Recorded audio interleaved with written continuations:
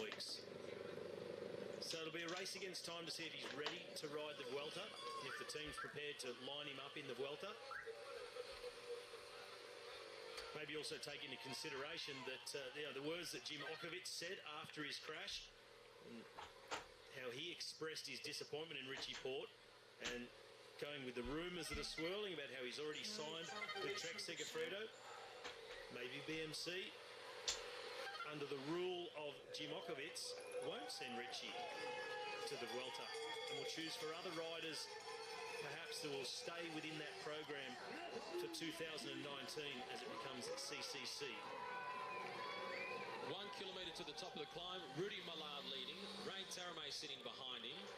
Personally, I think Richie Porte needs the Vuelta a España. He hasn't finished one of these 3-week races since the Tour de France of 2016. It's a long time going without finishing one of the 3-week races when that is your career ambition, to win a Grand Tour. I completely agree with you. And for that very reason that you need that going forwards is maybe one of the reasons Jim Okovich won't want him to ride, because next year he'll be the competition. True. Nobble the competition before it's the competition. And we've seen it happen so many times. It has, many times in the past. Luke Rowe, followed then by Gianni Moscon out of the saddle. Third in line is Jonathan Casper-Uvejo. Fourth position, that is Mikael Kwiatkowski. This leading group is splitting up. The yellow jersey, Greg Van Avermaet, is responding. Daryl Impey is in there amongst them. Well, this is Daryl Impey here, in fact. He's in this group that contains the green jersey, Peter Sagan. This is Guillaume Martin from Wanty Group Goubert. And this is for the lead in the King of the Mountains classification. Whoever leads over the top of this climb is the new leader in the battle for the polka dot jersey. And Rain Taramay is already on the drops. He is ready to sprint. Mollard on the front. Taramay just behind him. Sagan, he can get dropped on this climb and then just descend his way back on. No problem at all. The sprint is on for the top of the climb. It is Taramay who goes first. But he went first, but he went a long way from home, and now he stops.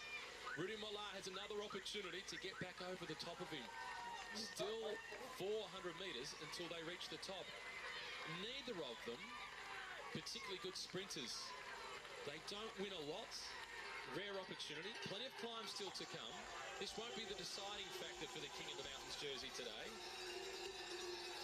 But both of them desperate to lead over the top of the first Category 1 climb of this year's race. Shoulder to shoulder. Taramay on the left in the black colours. It's a drag race to the top. Rudy Mollard, slightly better. He gets the points. He will do. Rudy Mollard, convincing in fact in the end. 10 points and our new leader in the King of the Mountains classification.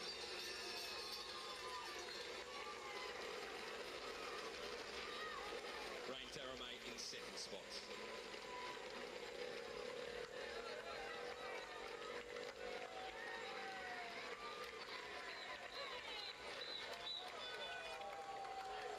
And now the sprint for the minor placings. It's Philippe Gilbert up against David Gaudu. And David gets the points, with then slotting in Serge Pauls from Dimension Data. The yellow jersey, Greg Van Avermaet, he just wants to keep on working. It's Lucas Postelberger who is there, the Austrian national champion. I found it quite curious that Philippe Gilbert was prepared to sprint for the minor points there. But as we've come to see from Gilbert, he'll race for anything. He picked Peter Sagan on the line in Roubaix the other day, after sitting on the run in to the finish, because he just wanted to line him up and see if he could beat him. It's just purely competition for himself. Seconds, 10 seconds away is that small chasing group, including the yellow jersey of Greg Van Avermaet. And these two have shown all the signs of men who want to wait for that next group so they can work together, as they've still got almost 15 kilometres to go before they hit the base of the next climb of the day.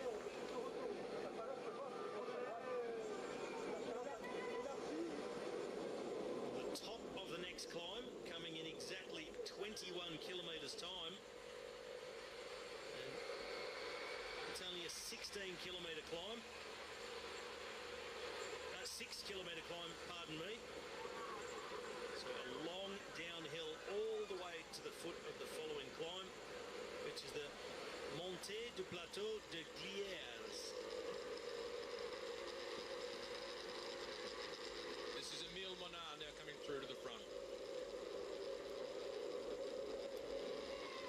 David Goudot, Rudy Mollin, Serge Pals, Postelberger, Philippe Gilbert, Lillian Calmejean is there in the black colours of Direct Energy. So that group really has split over the top. The group with Van Avermaet, Philippe Gilbert, Monard, Godot moved away from the rest of the group, and this is really what they did need, to thin the group down, to get a motivated group to push on this next climb. If they're going to survive and fight out the stage win, they're going to need a lot more than the nearly 4 minutes they've got at the moment. But this descent is a great opportunity to open that gap right up, as I expect to see Team Sky take it really quite easy with the likes of Geraint Thomas and Chris Froome behind them. Serge Pal drifting wide on that climb, and in fact Lillian Calmejean didn't make that split with the group that's chased across, and it's just the one rider from Direct Energy who was the rider that was off the front, second place over the top of the climb, Rain Taramay. Number 15, Taylor Phinney, tried to limit the losses and did a pretty good job of it for Rigoberto Urán on Sunday. Rigoberto came in across the finish line 59th, directly in the slipstream of Taylor Phinney, and they conceded just on around about 1 minute and 30 seconds on the Froome group. In terms of time, the riders still in the race, and Rigoberto Urán was the biggest victim of Sunday. Richie Porte was the major victim, crashing and now out of the race with those injuries. But for those still continuing, it's Rigoberto Urán who's paid the biggest price for the time losses on that stage. Gianni Moscon leading for Team Sky. Weather conditions are ideal, a little bit of cloud cover, but no sign of rain, or it can all change very, very quickly in the mountains. And it's not blisteringly hot. It's warm, but it's not hot. As you said, it can change so quickly in the mountains, and it can also be so isolated. It can be absolutely pouring with rain in one pocket of the Alps, and dry, hot and sunny just down the road. So if you're a little bit unlucky, you ride under some of those heavy showers. Not on the forecast, but never discount them. This group here, they are holding at about 35 seconds ahead of the chase group. And this is not a very technical descent, and also not very steep. On one of the bigger, steeper, more technical descents, you'd think Peter Sagan will come back. He'll just roll across that gap and get onto these riders, but it's a real pedalling descent. You know these roads well. What sort of maximum speeds do you expect to see in the race today? Well, later on some of the steeper descents, I'd say that the ones with the most intestinal fortitude and trust in their skills will hit over 100 kilometres an hour. The Strava record on the race so far is Romain Bardet with 136 kilometres per hour. How that happened was he had a bike chain throughout stage 9, and he jumped off his bike that had all of his SRM data and so on. He then got onto the spare bike, got tracing again, back into the group. His bike that still had Strava running on it was up on the team car, and within the convoy, his bike on top of the roof hit a speed of 136 kilometres before he then jumped back onto that bike and rode it through to the finish line, and later uploaded his Strava profile without realising the 136 maximum speed. Well, hopefully somebody's flagged it.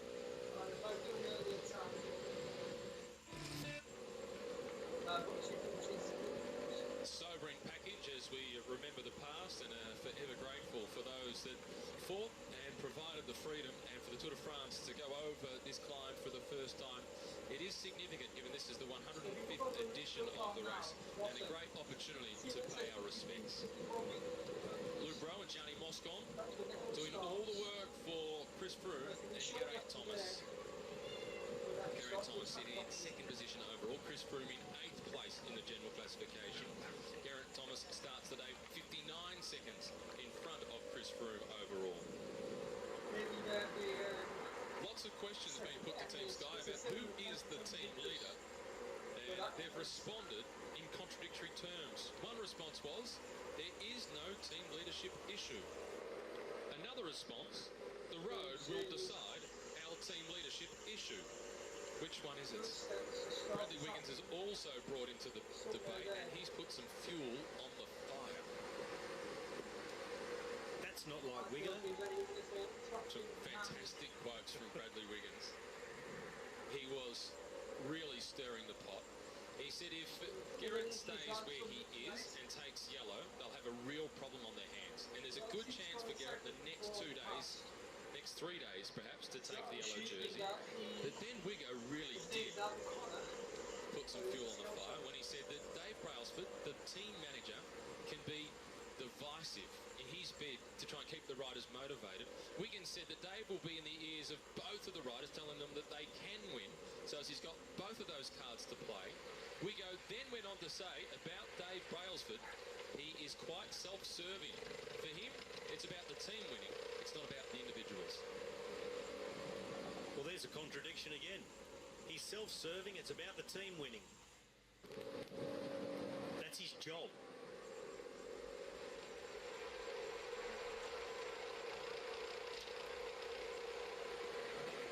Do you think there's much love lost, though, between Dave Brailsford and Bradley Wiggins? Point. Much ado about nothing. The roads will make the big decision. And when you've got Chris Froome, four-time winner of the race, he has to be the #1 man. And on the Sky team car, the way they put the bikes in terms of the easiest access, the spare bikes, the easiest access for the mechanic, in position A, it's Froome's bike. Position B is Thomas's bike. Position C is Bernal's bike. Froome is absolutely the leader. Here are our leaders, a leading group of 8 riders. They are on to the lower slopes of the climb, being scaled for the first time in the history of the Tour de France. This is the second group. Robert Hessink in the black and yellow colours, just putting that bidden back onto the bike. Jon Izagirre at the front in the red colours from Bahrain Merida. Moscon and Rowe, the 2 early workhorses, saving the big climbers for later on.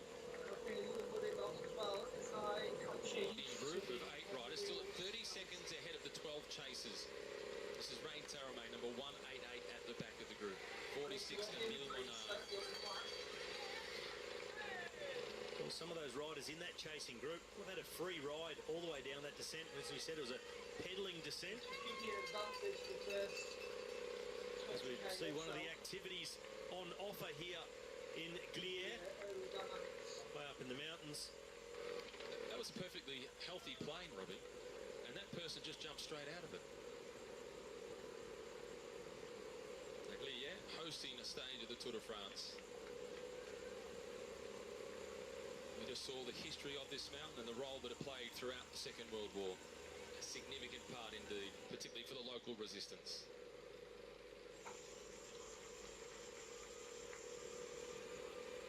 Savoie Mont Blanc. Quite the advertisement for the region to come and visit here. You can come in winter, quite obviously, and go skiing, but there's lots of good mountain bike riding in this region. And if you want to see how you go against the pros, come and ride one of the climbs in private and then make the decision whether you want to share on a public forum the speed that you rode up the climb. A mountain biker just jumping straight over the top of the breakaway. That was E.T. I want to go home. Well, you said the mountain biking was good here.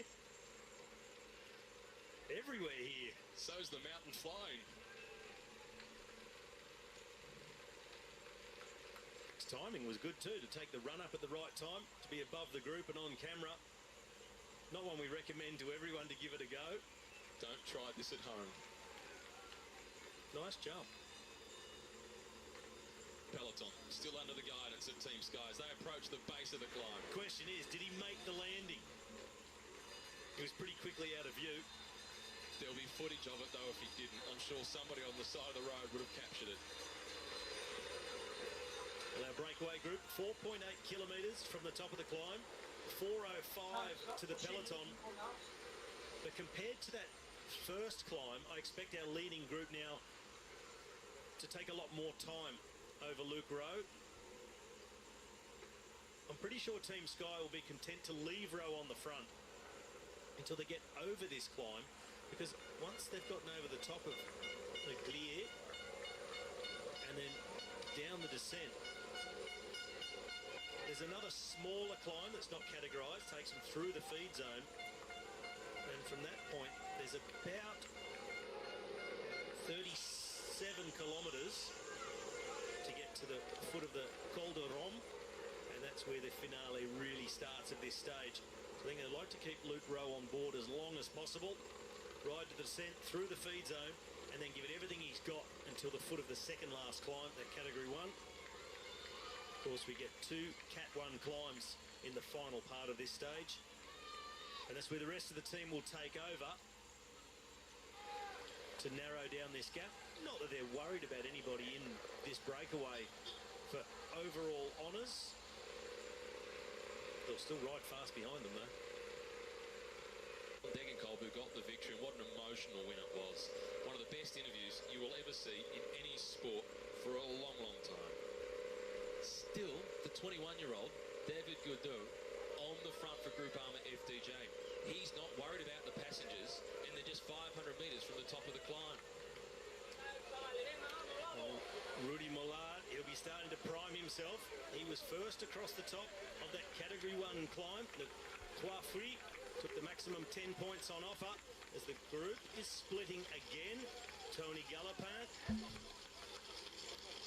in second last wheel here with Calmajan. This is off the back of the main peloton with Roberto Ferrari, Alexander Kristoff. Here goes David Godot from the front. This is Godot, the youngster, from the front. Alaphilippe is chasing him, and then Rudy Mollard in third position. The battle for points in the King of the Mountains classification. A rush of blood as youth got the better of experience. Alaphilippe himself is still very young. He goes over the top. Alaphilippe in the past has been accused by being too active, not patient enough. Godot will get the same, but we like what we see. 20 points now for Julien Alaphilippe. That will go close to moving him into the King of the Mountains jersey. Depending on the minor places, as we wait for confirmation as to where Rudy Mollard goes over the top, Rudy should still be in the lead, but only just. Well, Mollard was just in the background in third position on the road. Then we lost sight of him. Don't know if he hung on to that third place. But with his 10 points on the first climb, and a possible 6, 12 in fact, so 22. But Alaphilippe, he didn't score on that first climb. It was actually Philippe Gilbert that tried to go for it, as they're on that gravel section, 1.8 kilometres across the gravel. And Julien Alaphilippe is not waiting. Look at the gap he's opened up. He's gone across the top of the climb. Godot has thought, we've finished the climb. Now we wait, work together, don't we? What if you're with Julien Alaphilippe? You don't get a chance to rest. Well, Alaphilippe, he might not realise where he is. He's come off the cobbles a couple of days ago, into the Alps, and now what he might think he's on to the roads of Strade Bianche. The first time we've had gravel roads in the Tour de France since 1987. On that occasion, it was only 300 metres. This time, it's 1,800 metres. And you can see his bike handling skills. A little drift through the corners, but still plenty of pressure on the pedals. He knows how to ride. Well, that's the go. When you do start to drift in a situation like that, the best thing is power on. It just helps you correct the bike, keep that drive going forward, helps with the balance. You stop pedaling, it seems to start sliding even worse. And so many people were delighted to see John Degenkolb take the victory. Former teammates, people that have never been teammates. He was in tears hugging Mark Cavendish when he went across the finish line. Everybody in the race knows exactly what he's been through after that horrific training accident in January 2016. But, Matt, I'm just looking at the body language of the riders across this section of gravel. Doesn't look like the pace is really on, so still a fairly relaxed tempo being set by Luke Rowe on the front. So not wanting to take any risks across the gravel, just making sure they stay at the front. Tom Dumoulin was also being brought up to the front. And even though the chase isn't on in earnest, I'm sure there'll be plenty of riders there that the GC contenders would also like to start this next descent at the front. As they say, be up front, stay out of trouble. You never know if the peloton splits, somebody crashes, something happens, you get left behind and left with a very difficult chase to get yourself back on terms. It's just about keeping yourself covered. At the moment, they're covered in dust. Luke Rowe out of the saddle in the centre of the picture for Team Sky.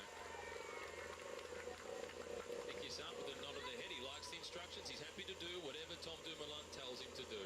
There's a problem at the back, Team Sky. It looks like Castrovejo has stopped. And is that? It's not Geraint Thomas. This is Geraint Thomas near the front. Can't see Chris Froome. Michael Kwiatkowski is sitting there in fourth. That's Luke Rowe. It's not Geraint Thomas. What's it? It is Froome. It is Froome. It is Froome with the small mechanical problem. This is Alexander Kristoff now in the white colours. Here comes Chris Froome.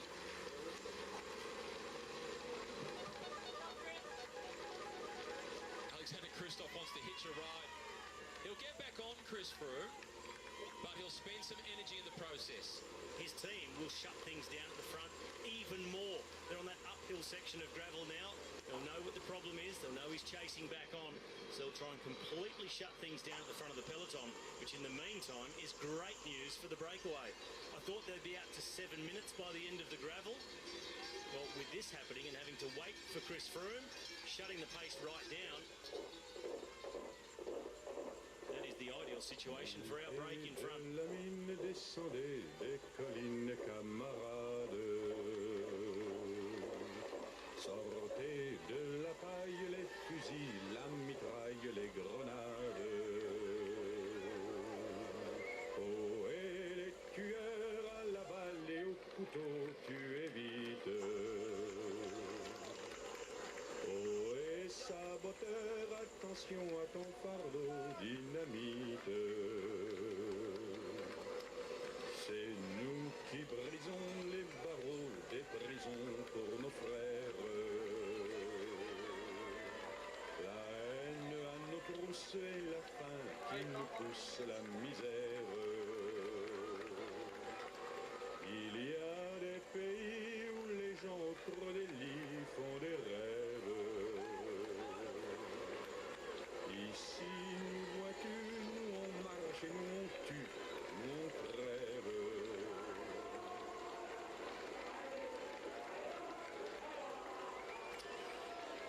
So what we heard there was Le Chant de Partisan, the hymn of the French resistance. We saw those scenes on the side of the road, those living statues, and a commemoration of the war and the sacrifices made, particularly in this area of France, but all over. Thanks to the efforts of the resistance, this region was liberated on the 19th of August 1944. Chris Froome is 100 metres behind. That's the last update. Now he's just made contact. There he is, Chris Froome with the rider behind him, Fernando Gaviria, the Colombian sprinter with 2 stage wins.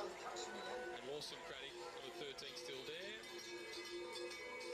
No problems for Chris Froome. Just a little hold up in the peloton as the soigneurs, they try to identify their riders, offer them fresh bidons in case they've bounced out across the gravel. It's often the way on the top of the biggest climbs. You see all the team assistants, but they cause a hindrance in themselves. They narrow the road right down because one goes a little bit forward, the next one goes a bit forward to be able to see his riders, then the next one as well. And before you know it, you've got a 2 metre wide stretch of road to get through when the road is in fact 10 metres wide. Yeah. No common sense to it, but it happens all the time. Number 194 in the white colours on the red bike. That's John Degenkolb, just making sure the road is clear for Chris Froome. Still, Froome is doing all the chasing. He's on the radio to his teammates to try and come back and support him so he doesn't waste energy. And we just spoke about how where the soigneurs stand to hand out bidons narrows the road, causes a bottleneck. And what happened is Chris Froome got all the way back to the peloton comfortably, but with that hold-up, the group has split completely. Now he's forced to do a more serious turn. This is Walt Pouls coming back to get him at number 6. Timing perfect, just checking on his own brakes, just... Well, don't know if he's loosening or tightening there.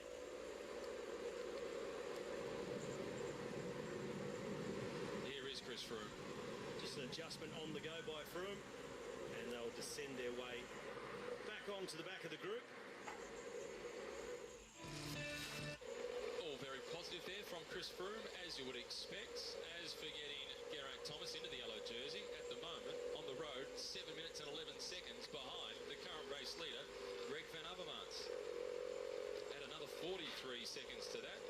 So it's almost 8 minutes the buffer that Greg Van Avermaet has got to try and defend his yellow jersey.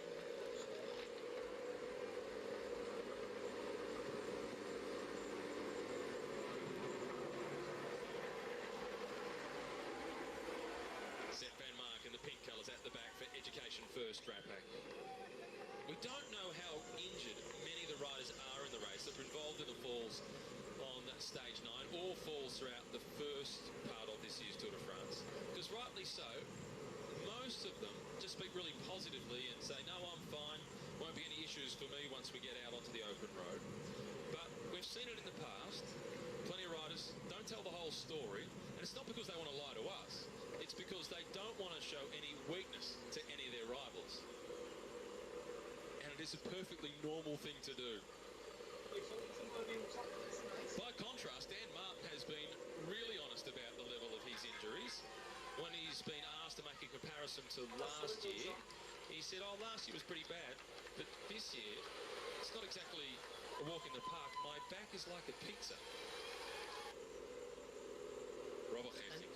I think Geesink and Guillaume Martin, he's been riding really conservatively. In fact, he wasn't there when it first split, because it split when they were racing for the first big King of the Mountain on the Category 1. He was left behind, ridden back across, but in recent races, and I think back to the Critérium de Dauphiné in mid-June, Guillaume Martin was riding really well, and I think he's a really good chance to leave everyone else behind on these final two climbs. He is a very good climber, and the Frenchman with Wanty Group Goubert was brought here precisely for a stage like this. A couple of years ago, in July, he finished in second place at the Tour of Austria. Now, that is a mountainous race. It's a really tough race. And when Cadel Evans missed out on selection for the Tour de France, when he was riding with the Telecom team or the Team Mobile team, that's a race that he won when the Tour was on. Through the Valley Road, this is Peter Sagan and Lucas Postelberger finally being caught.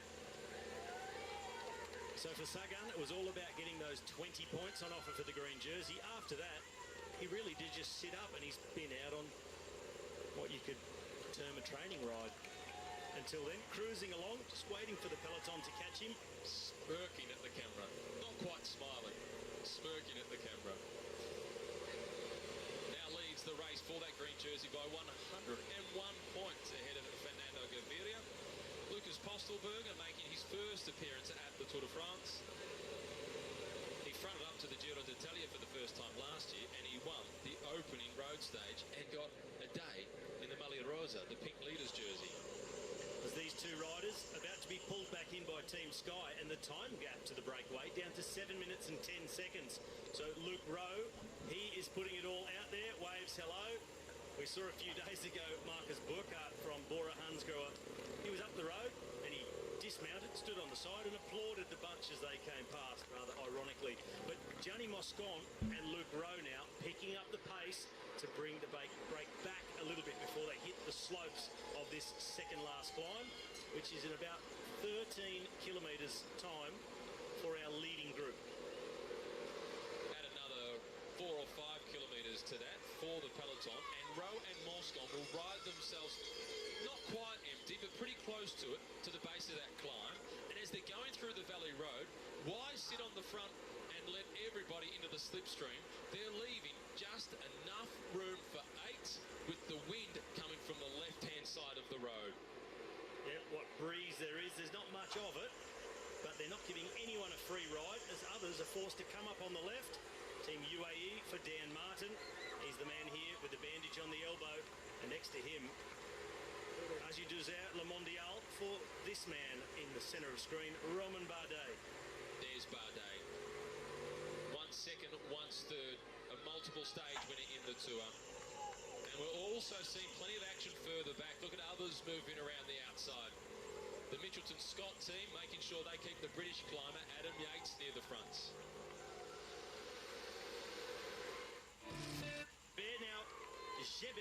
Gilbert goes across to Kalmajan, gets the flick of the elbow to help with the pacemaking. That's pretty cool.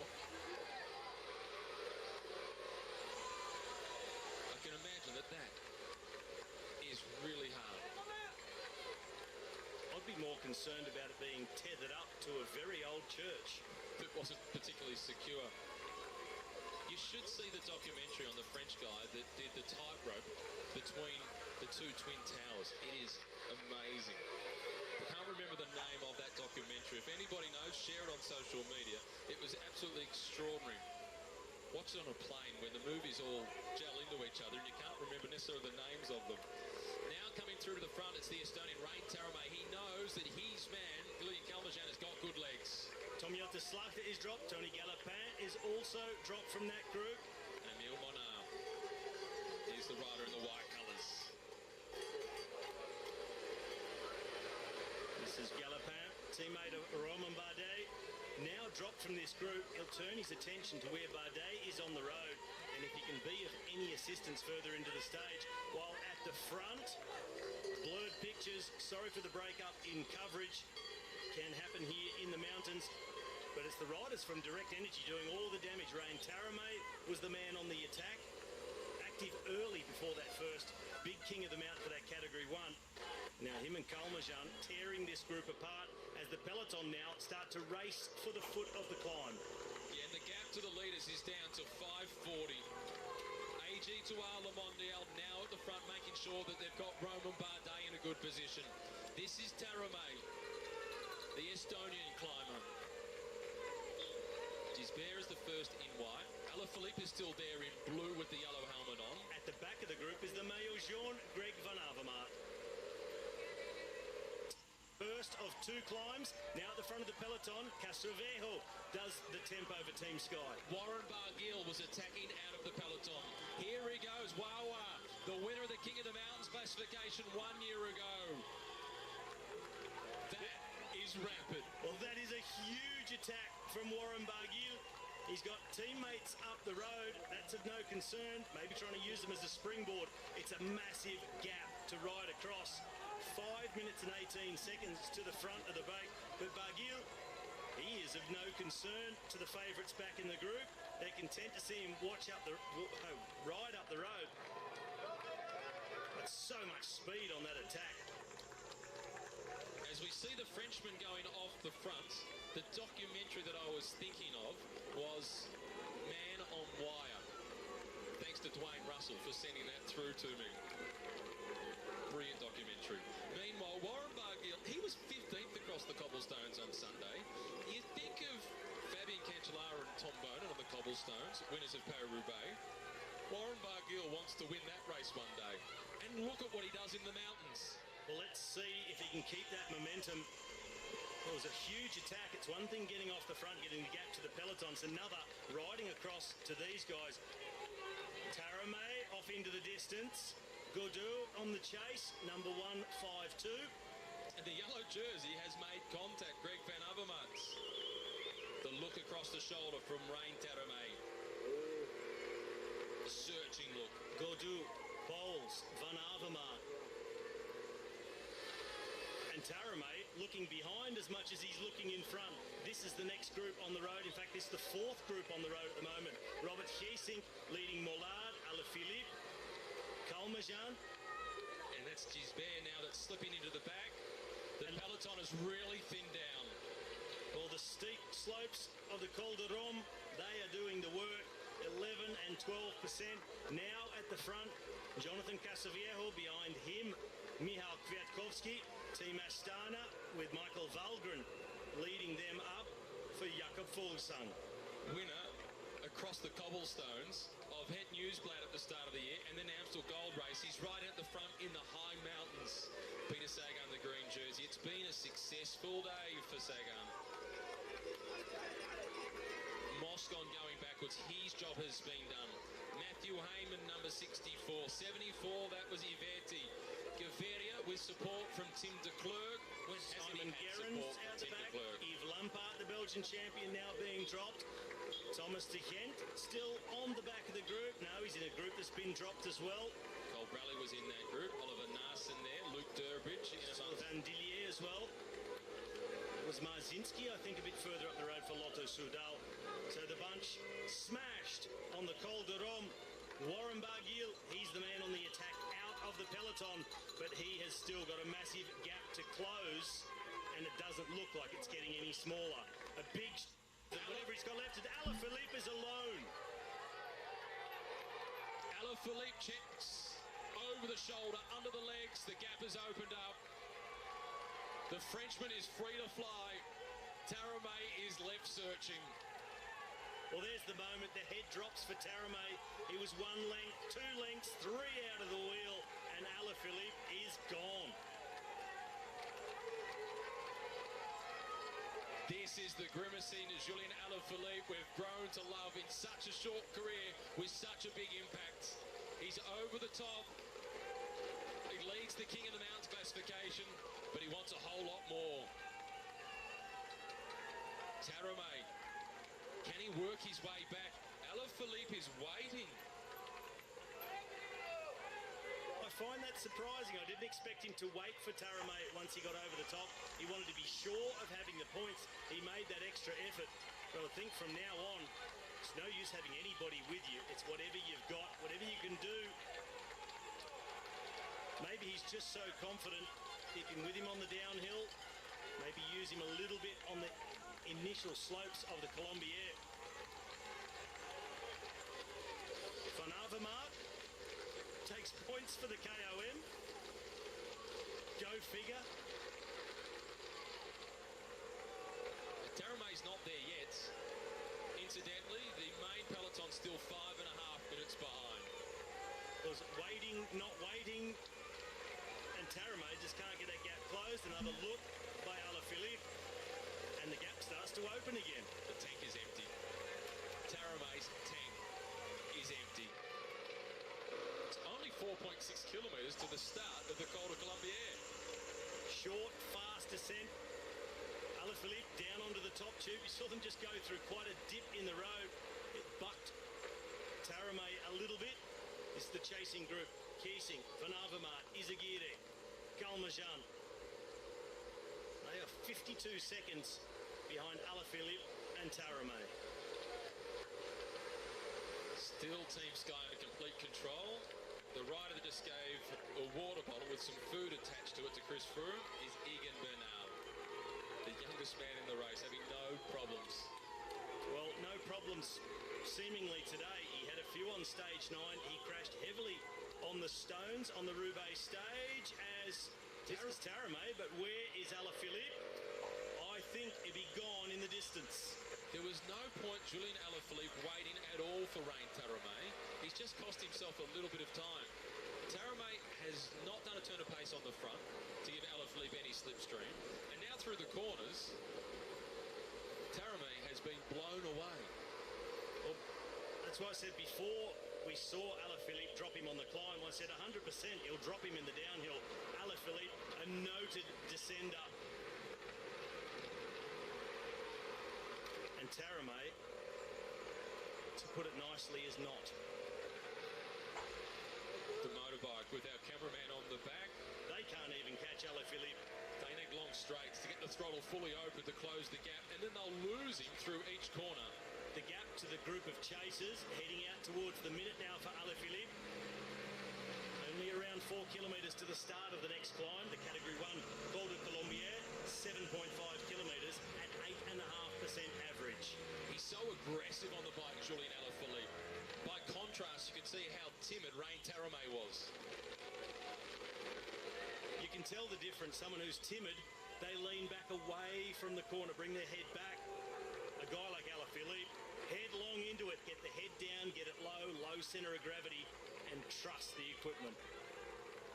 5 minutes and 44 seconds is the advantage for Julien Alaphilippe over the peloton that contains all the big favourites. Now 1 minute to the group of the Maillot Jaune. Greg Van Avermaet in the chase. 10 seconds over Ran Taramay. This is Gorka Izagirre, the Spanish national champion. One of the teammates of Vincenzo Nibali. This is Alaphilippe. I feel for the cameraman on the back of the motorbike. He is almost a kilometre now in front. In fact, he is a kilometre in front of the yellow jersey group. Shaking the legs. He's relaxed. He's thinking, get the legs ready for the next climb. Shake it out. Get aero. Build the gap. Alaphilippe is having a whole lot of fun. He loves this. Indeed he does. Others are going down here thinking, don't make a mistake. Don't get it wrong. Be careful in the corners. Alaphilippe's thinking, this is great. Yeah, he's screaming, woohoo! Let's go. Here are the chasers. And Van Avermaet is no slouch, nor is Izagirre. In fact, Izagirre is really good, and they're losing time on Julian Alaphilippe. Some food out of the pocket for Alaphilippe. Just a little bit more fuel in. He knows he's still got that climb to come. 7.5 kilometres at 8.5%. It's likely to take him a good 22 minutes to climb the Col de Colombière before he gets another long descent through to the finish. Downhill racing in mountain biking is frightening to watch, but exciting at the same time. If there was downhill racing on the road, you'd have to put your money on Peter Sagan for the win, and Alaphilippe definitely the next. He'd be on the podium. Oh, he is sensational. He's at the foot of the climb, 7.5 kilometres to the summit for Alaphilippe. Hops up and over the speed hump, losing no momentum. Eyes on the red car. Tightening the shoes up, ready to start climbing again. Quick drink, a little bit of ballast overboard, just a little squirt of water off. And now somehow find his rhythm. 7.5 kilometres, 8.5% is the average gradient. The famed Col de Colombière. It's Alaphilippe on his own. This is Taramay chasing.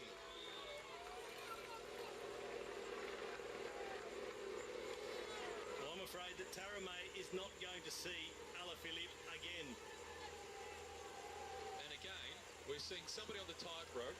And that movie that I was referring to, the documentary a little bit earlier on, Man on a Wire. The Frenchman that went on the tightrope between the Twin Towers back in the 1970s it was. Brilliant documentary. This is most of it downhill. Rigoberto Urán is losing contacts. Is this the first one to fall away from contention in the race for yellow? Well, Matt, this is exactly what I was talking about before. Why not have a go? You might find somebody out. And Rigoberto Urán, he's hung on, looked relatively comfortable most of the day. Near the top of the final climb, things are unravelling for the Colombian. His form has been good. The crash on Sunday has hurt him.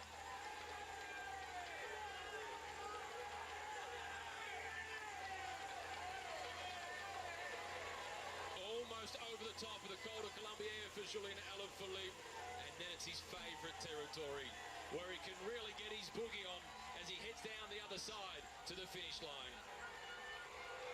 And he is now the clear leader in the race for the polka dot jersey. Big ring for Julian Alaphilippe. Full gas. Here he goes.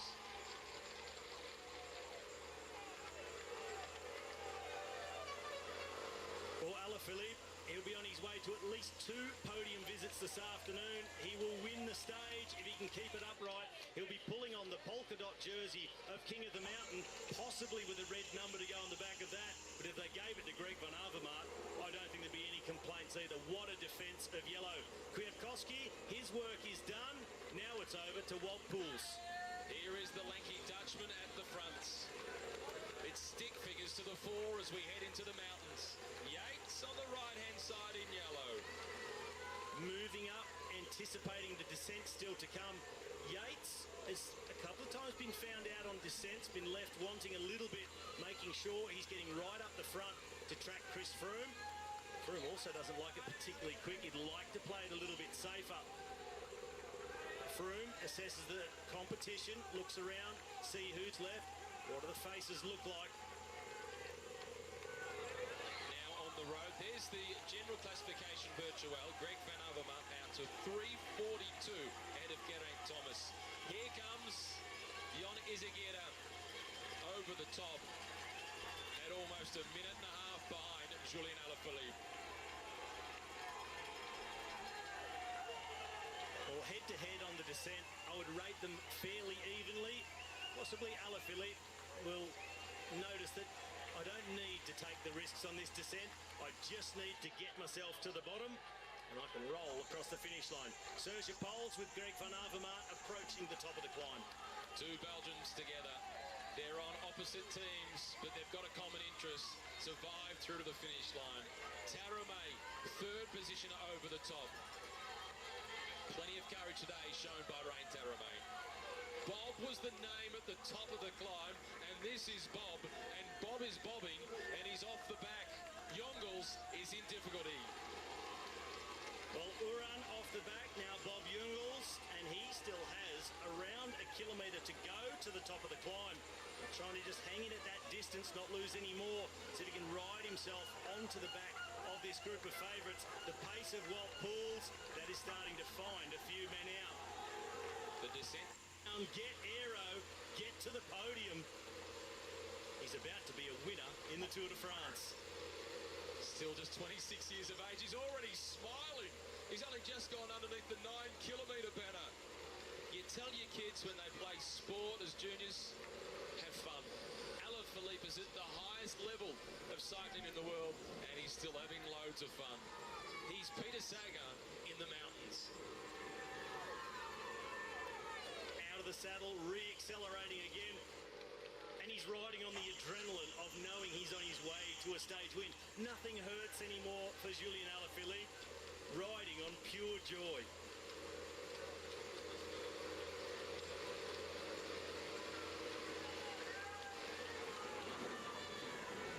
Van Avermaet and Pauls, we don't know yet if they've caught Taramay. They haven't, according to the race computer. He's only some 20 seconds ahead of them. So Izagirre, he's riding in second at a minute 42 behind Julian Alaphilippe. Taramay at 1:59, Van Avermaet and Pauls at 2:20, and the peloton, the Chris Froome group, at 4:25. And Greg van Avermaet has been awarded the most combative prize. Alaphilippe has a look of disbelief on his face. Believe it, Julian Alaphilippe. He's the kind of guy who makes his own dreams come true. He works so hard. He takes big risks. The team have always tried to keep the reins on him. Today, they let them go.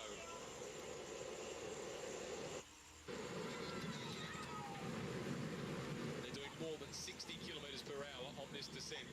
But Chris Froome's group was just signalled at 77 kilometres an hour. Froome, nice and relaxed as you like, on the race radio, back to the car.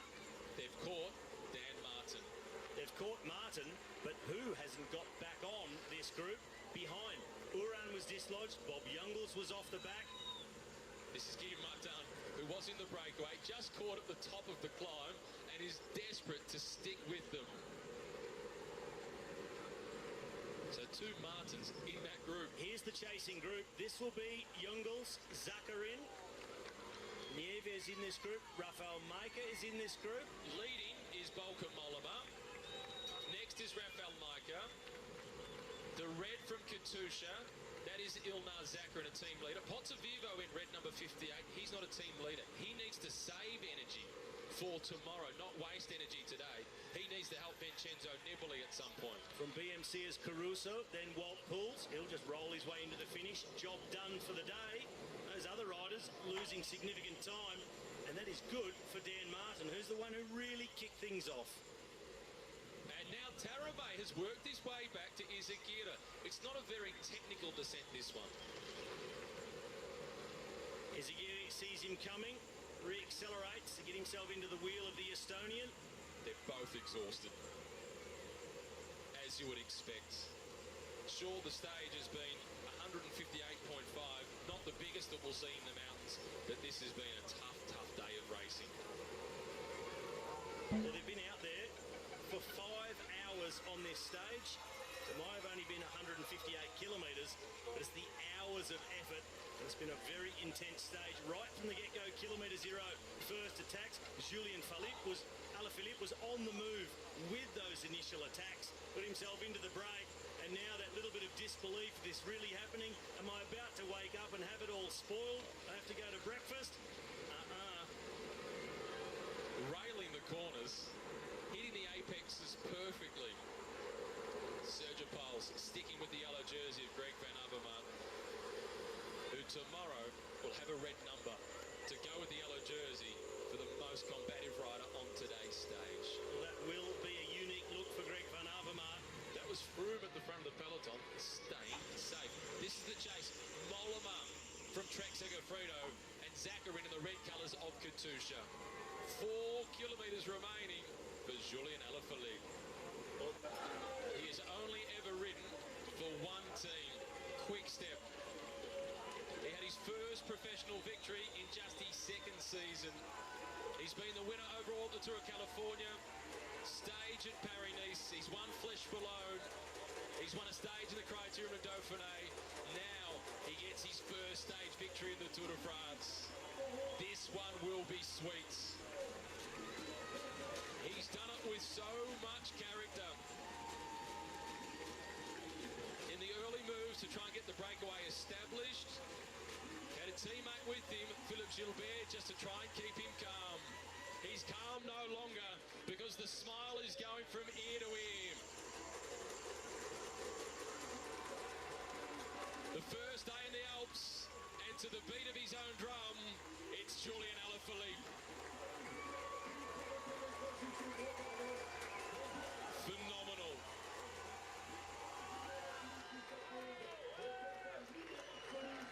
A heroic ride from the Frenchman.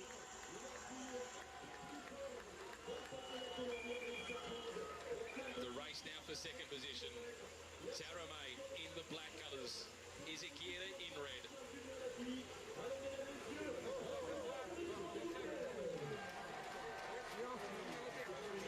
The third win for Quickstep.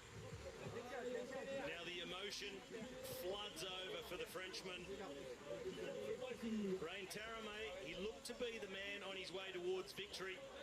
Looked to be going the best from that group when he left them. Hauled back in by Alaphilippe and left behind. A great ride from the Estonian from Direct Energy. This will be their best stage result so far on this tour. They've been in so many breakaways through this first 9 days of racing, now 10.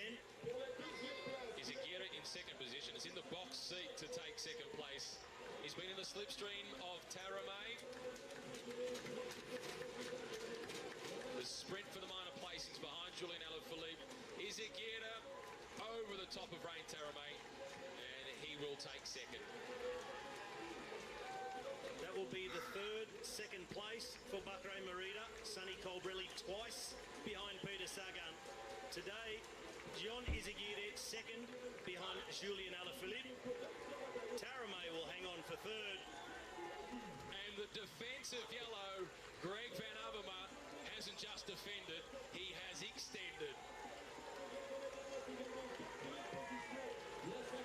Here comes Lilian Calmejean. A good day out for Direct Energy, but bittersweet. It'll be third and sixth for the French wildcard team. But what a defence from Greg Van Avermaet in yellow. The classic specialist. He's been sprinting for the bonification points. He's been up there in stage finishes like he was in Quimper. An integral part of the team's time trial for Team BMC with their stage win. Bardet sprinting for the line. Dan Martin hot on his hammer. No time gaps between this group, but we will await the arrival of Mollema and Uran. Quintana is in the group, so too Landa. Jakob Fuglsang is there. And David Goudeau from the breakaway wants a stage result. It's Dan Martin who leads them across the line. Are the other GC contenders, Maika, Zakarin, Mollema, losing time, and Jungels is somewhere back there too. There is Bob Jungels, the Luxembourg national champion, with Caruso behind him. This group conceding upwards of a minute. Mollema in white, Zakarin behind him, then Rafael Micah. That is going to hurt.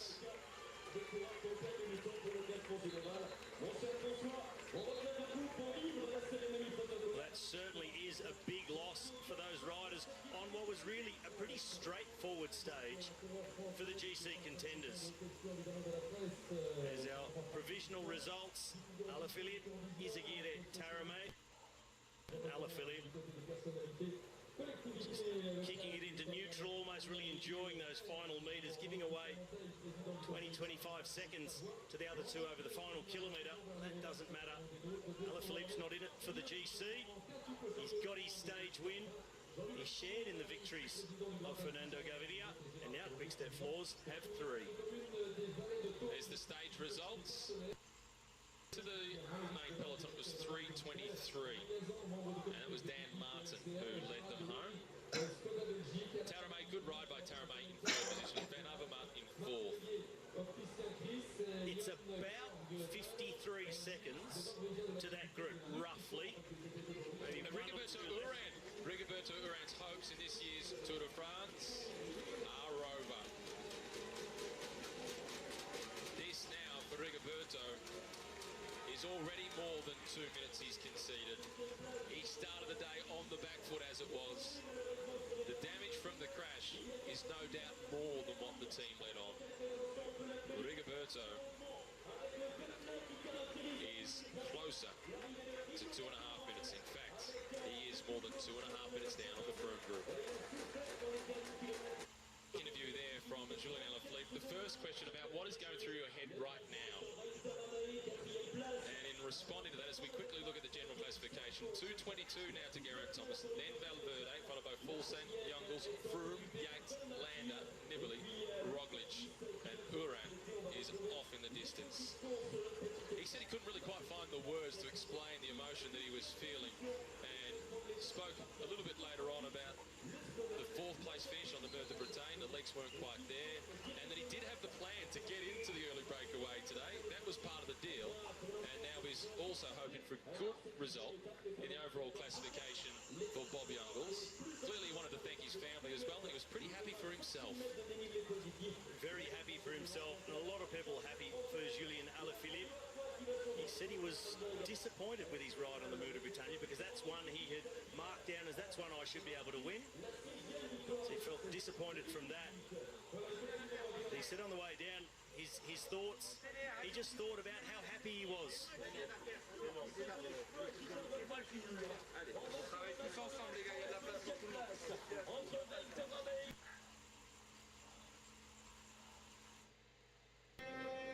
The race is now in the heart of the mountains, terrain that puts fear into the souls of the sprinters and hope into those who are chasing yellow.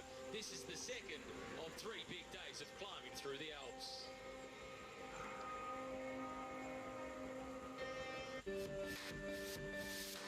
It might be short, but it's brutal. Good things come in small packages. Albertville to La Rosière, 108.5 kilometres, and it is littered with huge climbs. 2 oars category climbs early in the stage, a Cat 2 to the top of the Cormet de Roselon, and then it's to the finish line itself, a climb of some 17 kilometres. Hello and welcome to stage 11 of the Tour de France. Matthew Keenan with you, joined as always by 3-time winner of the green jersey, Robbie McEwen. Mont Blanc in the background, Robbie. Fear for the sprinters just trying to survive, opportunity for the climbers. It certainly is, and the sprinters, they already cut it very fine yesterday, that gruppetto, the likes of Kittel Cavendish and Groenewegen, but at the front of the race we started to see signs of who is going to crack in the coming days and who may well have the legs to go on the attack. Yesterday a little bit standoffish, downhill finish into Le Grand Bournard. Today's stage, it's a big mountain day, a short explosive stage. I still have the feeling a lot of the big contenders have their minds on tomorrow to Alpe d'Huez, and today will be a little bit more about defending rather than attacking. in the race. Robbie has ridden the climb this morning, so we'll talk more about the final climb itself a little bit later on, and your expectations as to how it will play out because of the gradients, the road surface and the wind. At the moment though, the yellow jersey Greg Van Avermaet, he said at the end of the stage yesterday, that's the last time for me in yellow. I won't be able to do it again. But what a defence it's been. Well, a fantastic defence by Greg Van Avermaet, and it's always his form of defence, going on the attack. He's really enjoyed his time in the jersey. Richie Porte crashed out of the race. So there's no reason for Greg Van Avermaet to look at anybody else, not that he really has in the first part of this Tour de France anyway. But he's done what he came here to do. He said before the Tour de France, I hope to get a stint in yellow after the team's time trial and try and win a stage. He's been close to stage wins, but 6 days in yellow, it's a big feat in itself. But I do believe when he says, this is it, this is the last day in yellow. It's the longest time a Belgian rider has spent in the yellow jersey since the late 1970s. And it is also the first time since Eddie Merckx in 72 and 74 that the race leader, 6 days in succession, has extended their advantage. It started from a slender 2-second lead. He just added on little bits and pieces as the race went along. But yesterday was his biggest time game. Albertville hosting the stage start. The last 2 times a stage of the Tour de France has started in Albertville, 2016, 2012. It's been a Frenchman who's won. Pierre Roland was the winner in 2012, and it was Romain Bardet in 2016. Do either of those two stand a chance of winning the stage today? I think Bardet has a good chance. He's come through the first 9 days quite well. I think the most important thing is getting to this point of the race uninjured. We've seen what happened with Rigoberto Urán. Lost a couple of minutes yesterday after a fall on the cobbles to Roubaix. A few others battered and bruised, although Dan Martin, how tough is he? He had that really nasty fall, scraped himself up off the road, and he was the only one to go on the attack yesterday, quite near the top of the final climb, but it did dislodge Urán and Bob Jungels. So Dan Martin's starting to chip away at his deficit, not on the biggest favourites like Froome yet, but he's got to go on the attack whenever he can. But Bardet, if he sees a chance today, yes, but I tend to think the climb's not quite steep enough for Bardet. Real power climb, fast. I think tomorrow's the day. The race is really a group of 21 riders, and that's not uncommon on stages like this one. There's a big effort to try and force the move at the fronts. There's a chasing group, the peloton again splitting, but it will take some effort to catch Peter Sagan in green. The first intermediate sprint, Robbie, that is not too far away. It's now only about 7 kilometres or 8 kilometres away. Does Sagan go on with it once he gets through that intermediate sprint point? I think he'll do what he did yesterday, ride himself onto the first climb and then just ride his own tempo, not try and go with the likes of Navarro, Barguil, who really need to then try and push out and create a big gap. I think Sagan will just cruise up and ride through the stage within himself. He's one of the sprinters, one of the very few, doesn't really struggle in the mountains. Well within himself, he chooses which group he rides in. Okay, he can't choose to ride in the front group with the very best climbers whenever he wants, but so handy in the hills, it really doesn't seem to affect him too much. More splitting up at the front, and Team Sky taking responsibility. They are racing as if they have the yellow jersey. Yellow jersey there, Greg Van Avermaet, who's wearing the red number with the most combative prize from yesterday. BMC, they've got Caruso in the breakaway here. Sky know that they'll do no work to try and defend that yellow jersey of Greg Van Avermaet. He will concede the lead today in the mountains, so it's up to Sky to lead the main field. Looking further back down the road, that is a very large group. It's got itself away from the peloton, is now on the chase behind these 5 riders in the lead, led by Peter Sagan. And so behind, there's still more taking off out of the peloton. The Sky going to the front, trying to set a tempo to say, that's it, we're happy with the situation, we're just going to ride tempo. But then we'll find out what the makeup is of this group in front. Is there another little group of 3 riders trying to get across? But it was a very large group that went away. But Sky knows they don't have much time to build up a lead. They start riding tempo on the first climb. But like we saw yesterday, it's most likely to be Luke Rowe who sets the tempo, and they'll use him for as long as they can. So expect to see that big group open up quite a large gap. The rider in the black and yellow colours, that is Roman Sikar. 5 kilometres to the intermediate sprints. Also in this group, for the French, in the white colours, Warren Barguil. So often we speak about the Tour de l'Avenir as the race of the future, identifying potential Tour de France contenders.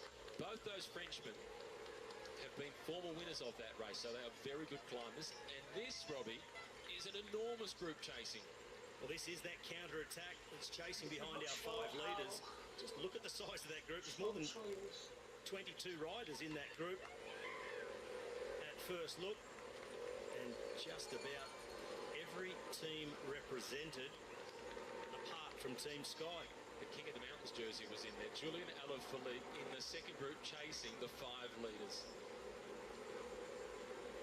More attacks coming out of the peloton. Look like Direct Energy jumping away at the front there.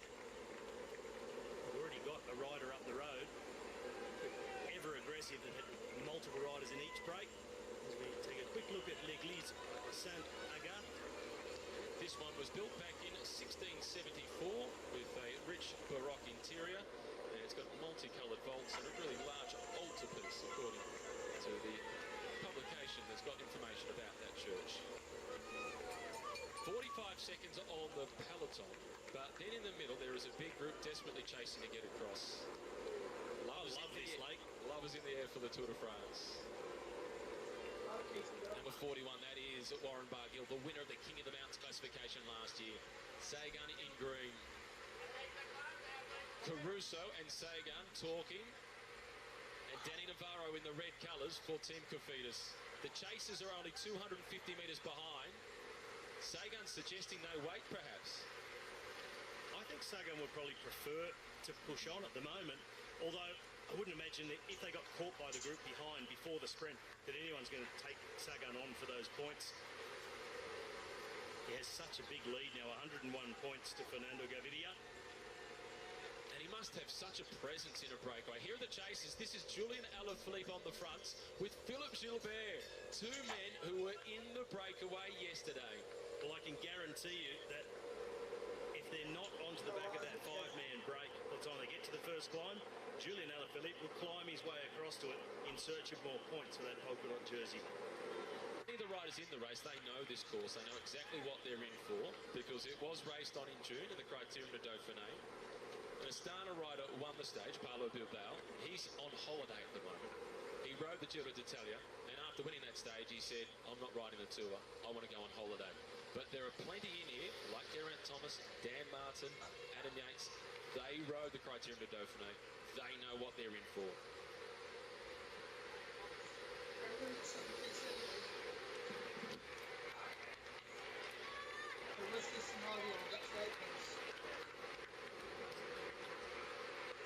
Barguil through to the front now, number 41 in the white.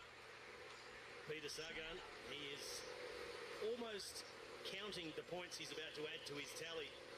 Around 2 kilometres to go from the sprint, and on the front of the chase group behind is Thomas de Gent.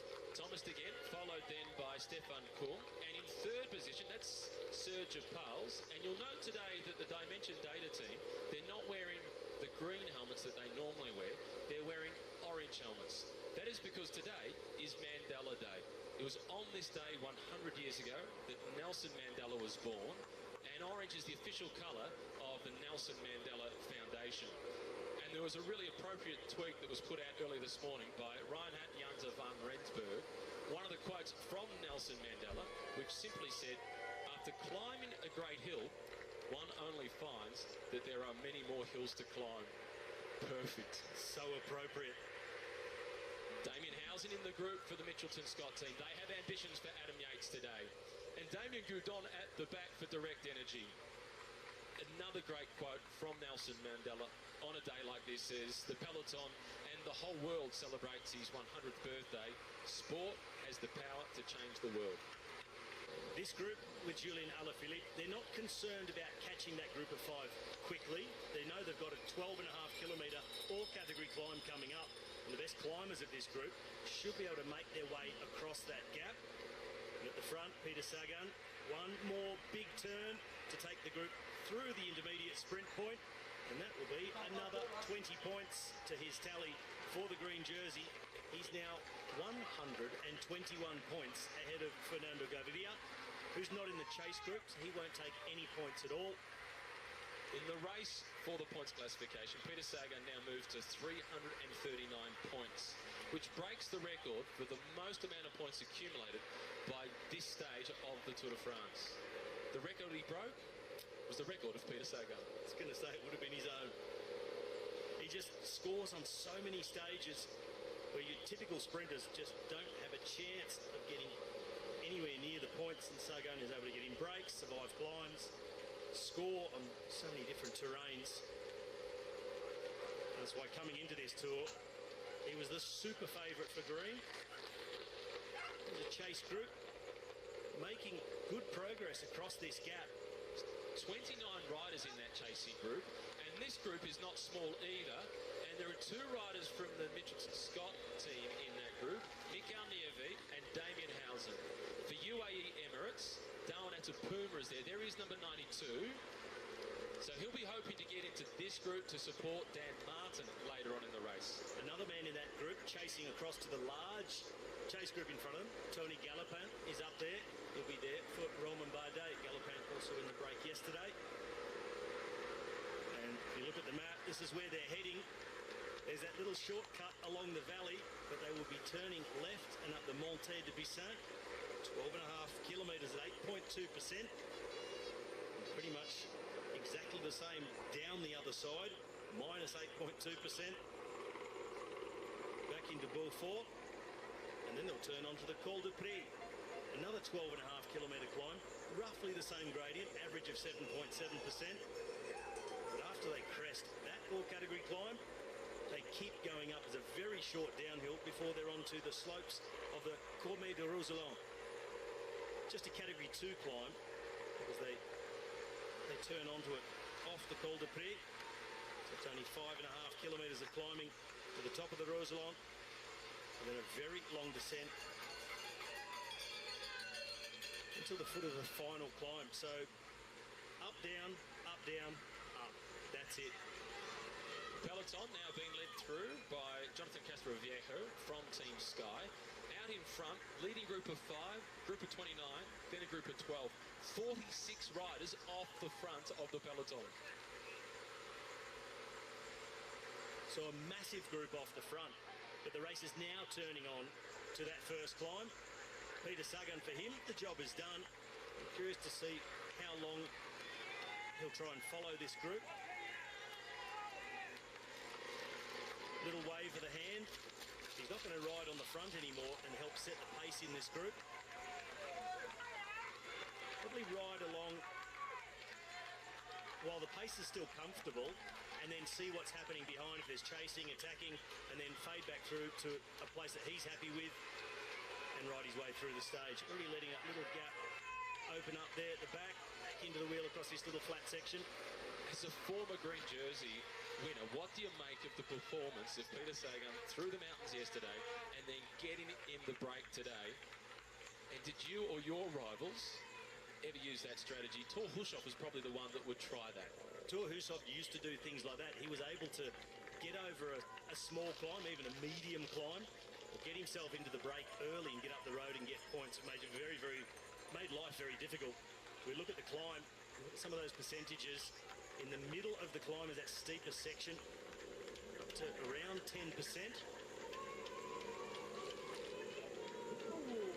But for that green jersey competition, what you really hated was someone who was able to get themselves into the breaks on difficult stages, get over a tough little climb, pop themselves in the break and get the points in that fashion. Made life pretty stressful. No doubt. This is the next group. In fact, this is the third group on the road. In there amongst them, number 16, that is Pierre Roland. There was a stage winner in 2012 when a stage started in Albertville, where today's stage started from. This is the second group on the road, being led by Thomas de Gent. Another man in there, former winner of Tour of Flanders and Paris-Roubaix, is Nicky Terpstra in third wheel. So he's made a good recovery from that heavy fall he had on the cobbled stage on stage 9. At the front of this group. He's decided it's time to go straight across to that group. No tempo. I'm just banging across it. Peter Sagan now lets go, rides his own tempo. Job done for the day. Apart from getting to the finish, of course.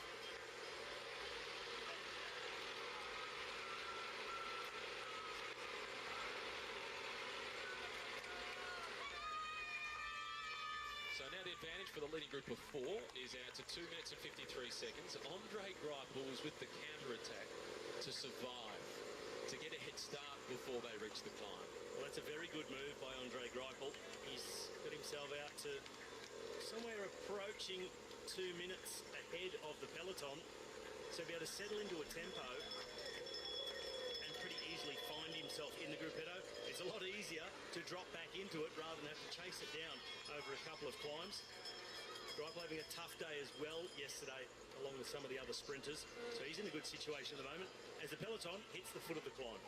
I'm sure that sort of move by Peter Sagan and Andre Greipel is the type of move that would have been appreciated or would be appreciated by one of the guys that you used to race with early in your career, Jamie Kelly. Jamie Kelly's one of the brothers of Shane Kelly, who was a 4-time world champion on the track.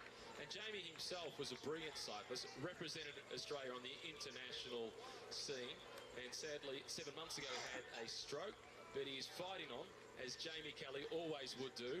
And he was a guy that when he raced, you wanted to earn his respect because he was a guy that had a presence in the peloton. He was a large man, a very good road sprinter. But outside of that competitive streak, a super nice guy. So Jamie, the cycling community is with you. At the back of the peloton here in the black and yellow colours, number 181, that is Lilian Kalmajan, who was in the break yesterday. I think Lilian Kalmajan made a mistake, not yesterday, but earlier in the tour, by getting in multiple breakaways, using so much energy.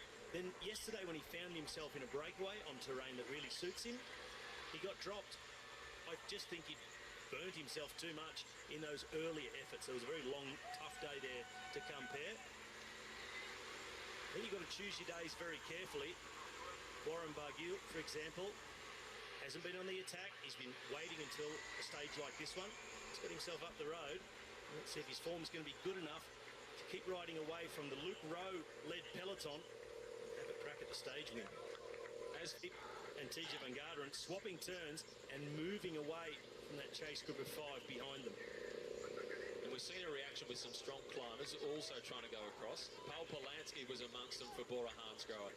But TJ Van Garderen is really showing his strength of character. Bouncing back after what was a disappointing Sunday for him as well. He could have been the general classification leader for BMC, but he crashed on the cobblestones. He lost a big chunk of time.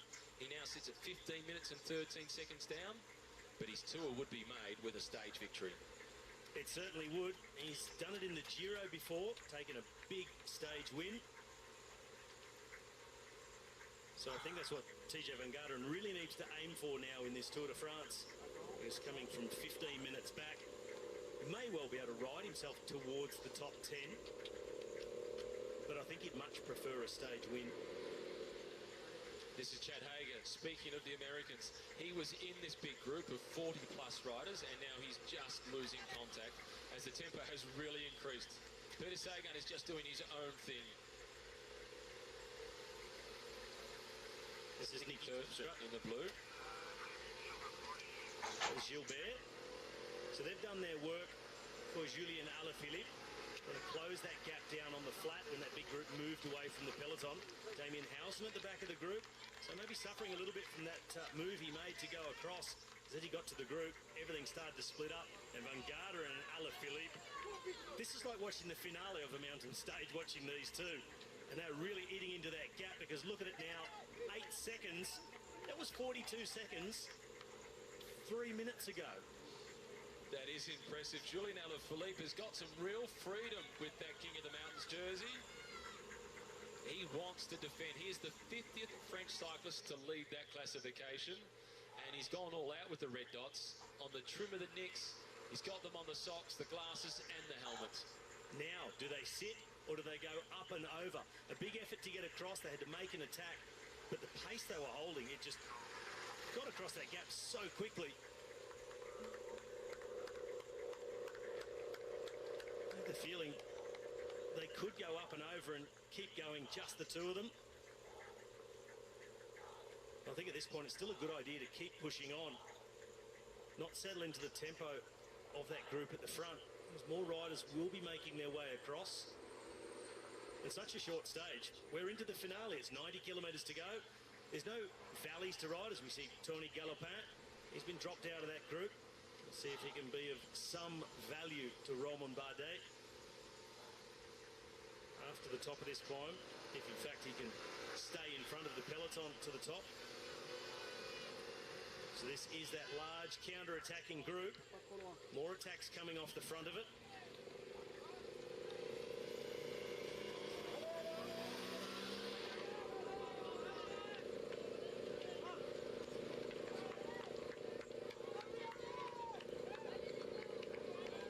One of the Cofidis riders, and is that Nicolas Eder?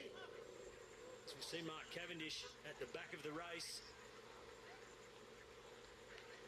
along with Jay Thompson, number 137 from Dimension Data. So that pace being set by Luke Rowe, just a bit too much for Cavendish. Now settle into a rhythm and ride it all the way through to the finish. Get himself inside that Bordelais, the time limit, to fight another day. We now have 6 men in the front of the race. 7.7 kilometres to go to the top of the climb. And Julien Alaphilippe is exactly where he wants to be. Thinking of that polka dot jersey.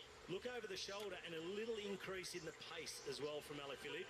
He's not comfortable with the gap they've got over that chasing group. The cars are being moved out of it.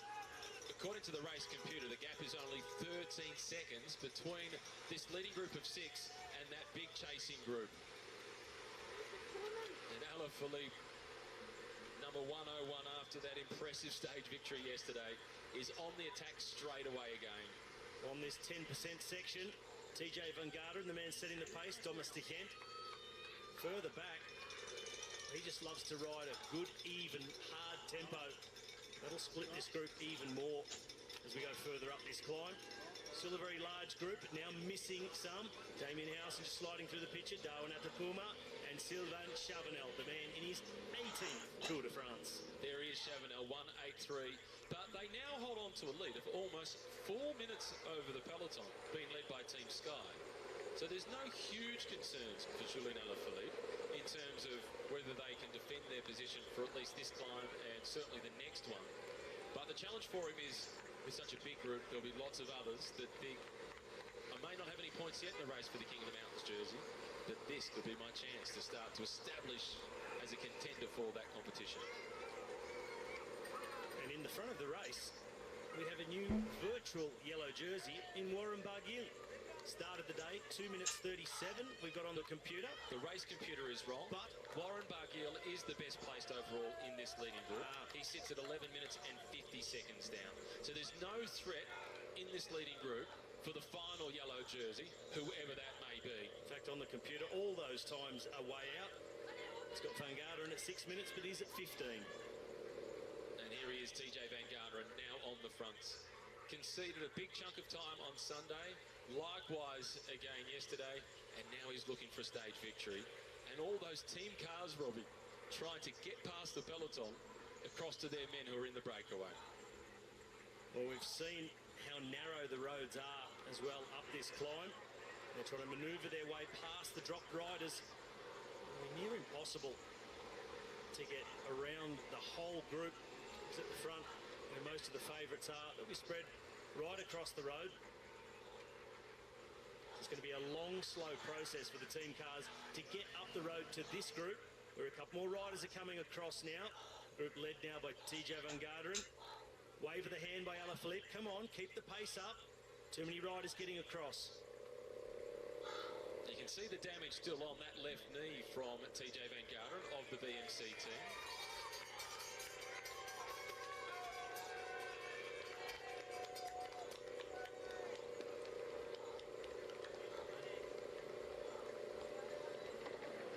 This is Anthony Perez at the back of the group, who's just made contact from the Cofidis team. So they've now got 2 riders in this front group, plus back in that chasing group, they also have Jesus Herrera. Here comes Paul Polanski from Bora Hansgrohe. He was an Instagram sensation last year, where on stage 16 he posted a picture of his pins that were just full of road maps. Not an ounce of fat on his legs or anywhere on his body. So for those who don't understand, a picture of his pins full of road maps, it was a photograph of his legs covered in veins. Thanks for the translation. Number 92, that is Darwin Atapuma. I speak fluent Kino. One of the teammates of Dan Martin. Dan Martin was the only rider yesterday to make any sort of a move at the top of the Col de Colombier, the final climb. Everybody else said that the tempo being set by Team Sky was simply too fast, and in fact it's the quickest anyone has ever gone up that climb in the history of the Tour de France. They couldn't move. The speed was just too high. Sylvain Chavanel is being dropped out of the group. The man has already been in a couple of long breakaways on this tour. In his 18th Tour de France, and able to follow the pace on the Montée de Bissan. Another rider at the back is Stefan Kung, the time trial specialist, the big engine behind BMC's team time trial win. Not in his element in the high mountains. He'd be pretty happy with where he is, though. At 83 kilograms, it's no big surprise to see him struggling on this climb. And Damien Housen, number 66, was also under a fair bit of pressure. As was Darwin Atapuma, a man who weighs probably half of what Stefan Kung weighs, just ahead of him on the climb. Gives you a good indication of how well Kung is going in this Tour de France. Back to the front group.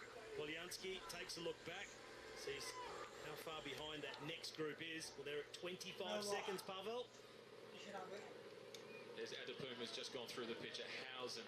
And this is Guillaume Martin. When the Tour de l'Avenir finished at La Rosière in 2015, he was the stage winner. This is Pierre Roland. It was a difficult day yesterday for Education First Drapac. A big chunk of time was lost by last year's second place finisher from that team, Rigoberto Urán. Yesterday he came in 2 minutes and 36 seconds behind the group that contained Chris Froome, Geraint Thomas, Vincenzo Nibali, etc. Thomas Marzinski, the pole from Lotto Soudal, back of the group. Just next to him was Jérôme Cousin from Direct Energy.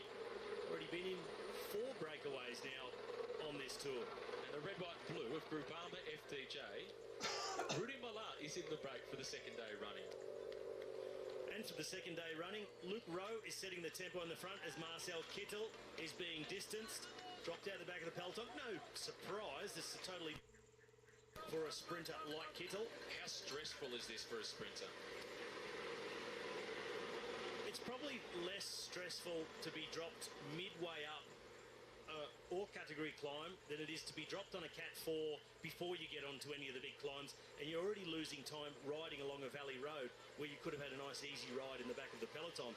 So, you know, he's 20 kilometres into the stage, dropped. He just has to ride the hardest tempo he can manage all the way in. The time to stress is later on in the stage when you're really getting a handle on what the average speed is going to be and what that's going to translate to in terms of a time limit at the end of the day. Here at the back of the group, 173 from Lotto Soudal is Jasper de Boost. This is back of the peloton, not that front group, back of the peloton. Malcolm Mollema, number 191, riding quite a long way back. Just up ahead of him, Alexander Kristoff, the Norwegian sprinter, European champion in the all-white colours from UAE Team Emirates. He had a tough day yesterday, Malcolm Mollema. He crashed on Sunday across the cobblestones, conceded that his back was sore, and yesterday he lost 52 seconds to the group of the big favourites. And 191 Mollema doesn't look at all comfortable. Just in front of him is Adam Yates, who's bobbing around, and he rides wherever he likes in the earlier part of the stage. Well, he's often riding a long way down the back of the peloton. We've seen it right throughout the first 10 days of this Tour de France from Adam Yates. Doesn't like to get up there amongst it and to have to try and battle for position. Everybody's trying to just inch their way up and nervous for the descents. He's happy just to follow along. This is Taramay now at the front of the group. Taramay's in second position in the race for the King of the Mountains classification. This is an Oars category climb, so there's 20 points up for grabs when they go over the top. 15 for second.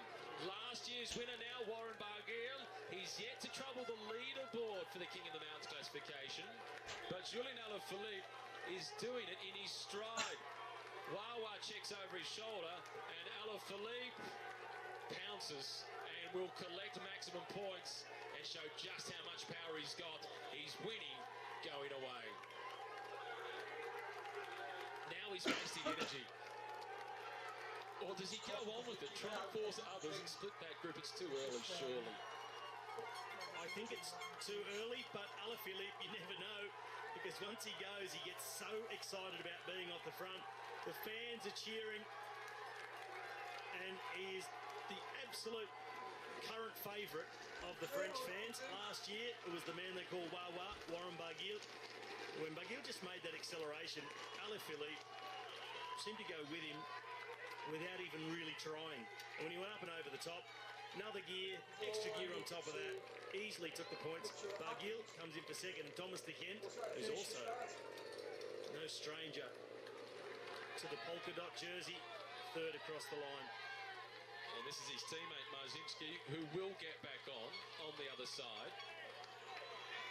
He's riding conservatively to the top and making sure he doesn't go too deep into the red zone. Well, you can see most of the group completely disinterested in those King of the Mountain points. TJ Van Garderen, also in this last of the six, Caruso as well, his teammate. One of the questions asked of Julien Alaphilippe after yesterday's stage was, will you defend your position in the King of the Mountains classification? He said he'd think about it. He'll let us know in the morning. Now we know he wants to take the polka dots all the way to Paris. I think he was thinking about it all night. Not thinking about will I or won't I, just thinking about it, how he is going to do it. Thinking about the how. This is the now, and he is showing us how. Sky allowing the group to go again. 5.5 minutes effectively the advantage for the leaders. There are no real threats for the general classification. Mikel Nievi is up there. He's at 7 minutes and 11 seconds behind. He's about the closest to yellow. This gives you a good indication of the tempo that Sky is setting. Gaviria is a handy climber as far as sprinters go, but if they were really racing up this mountain, he would no longer be this close to the peloton. He will be with them as they get over the top. Pace really gone off. And Sky, they have nothing to defend. They're not leading the race. There's nobody up there threatening to their overall hopes with Chris Froome and eventually Geraint Thomas. So they're just going to ride tempo, wait for someone else to do something, then defend. And if Froome gets an opportunity, I'm sure he'll attack somewhere. I just don't see today's final climb being the place to do it. It's the shallowest gradient of all the three climbs on offer today. There's 4 climbs, 3 proper big climbs. The Roseland, just a Cat 2, 5K, doesn't really count. And Alaphilippe hasn't really gone on with it. He just descends like he does and the gap opens up. He is just